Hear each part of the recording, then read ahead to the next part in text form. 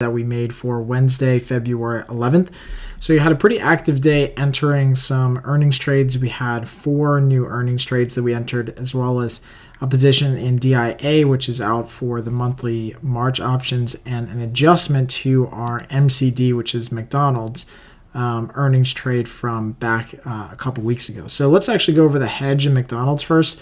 So what we originally had in McDonald's was an iron butterfly. So we had 2 short strikes that were at 90.5, and then we had bought wings on either end.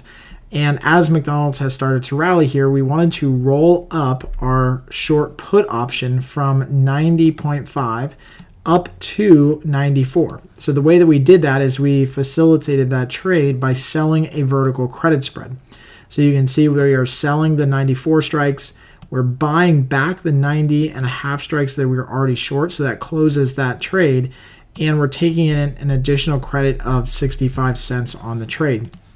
And when you actually look at the analyzed chart here for McDonald's, you can see that this is what the position looks like right now. So it's basically like a broken wing iron condor, or kind of like an unbalanced iron condor here, you can see.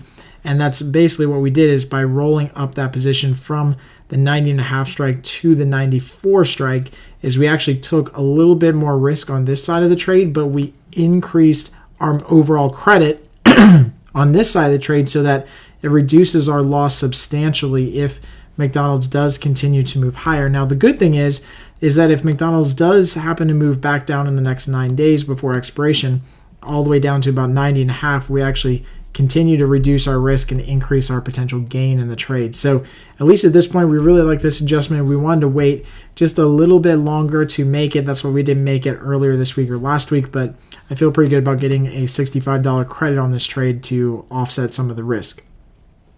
As far as new trades go, we had a new trade in DIA, an iron condor for March. This is just a very simple iron condor. The 84.86 call spread and the 66.64 put spread below the market. Both of those strikes for DIA were placed pretty far out of the market. And again, you can see we have our current position in February already. We're not going to touch that February position. We're just adding that March position. On the bottom side, we placed our short strikes at 15. On the top side, we placed our short strikes right near 15. You can see the market just rallied a little bit today, so those call strikes are a little bit closer to around 18% probability of being in the money, but we tried to be as neutral as we could on this trade. Again, trying to place these trades about the 15% probability of expiring on either end heading out to March. Now, the reason that we decided to go with the iron condor is because we just think that the market's going to be a little bit sideways to neutral over the next week or couple weeks or so. It's been fairly neutral just in its last trading range since the end of last year and the beginning of this year. So we expect it to do about the same. So at least at this point, we don't see any discernible trend higher or lower. And if the market does continue to move sideways, that's really good for this position. In addition, implied volatility was at the 61st percentile rank. So that means it's very, very high right now.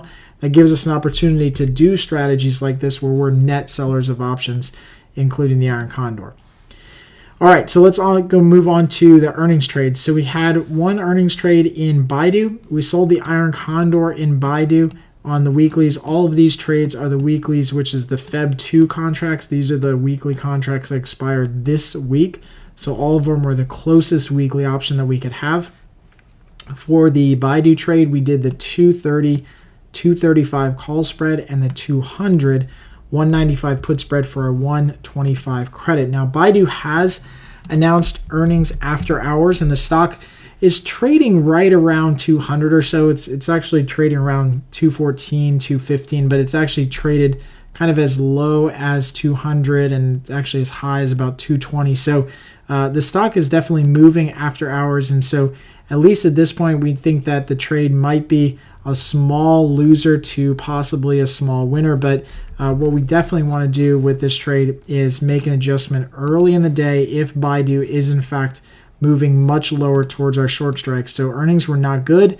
Baidu has moved much lower after hours and is trading towards 200 and 195 in that area. So we definitely want to make an adjustment early tomorrow. And again, we'll make an adjustment to roll this position out to next month if we need to, very similar to what we did in Netflix and Amazon.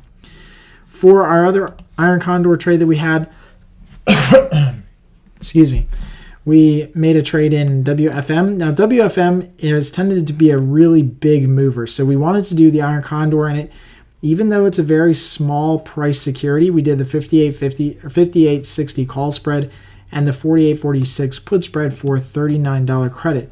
Now again, with WFM, it tends to be a really big mover. In fact, it's had pretty big earnings where the stock has gapped much higher and much lower. So given that, even though implied volatility is reflecting a really, really big move in the underlying stock, given that it's at the 79th percentile right now, we definitely wanted to do the iron condor. We didn't want to get burned by WFM trading after hours and making a really huge move. At least at this point, we think that it's going to be a pretty good trade. We know it's going to trade towards the top end of our range after hours. So they've already announced earnings, and we think that we're going to be safe within that range here. So we should make a pretty decent profit on WFM tomorrow. Our two other trades, the first one is in Tesla. So Tesla is looking like it's going to be a pretty good trade as well.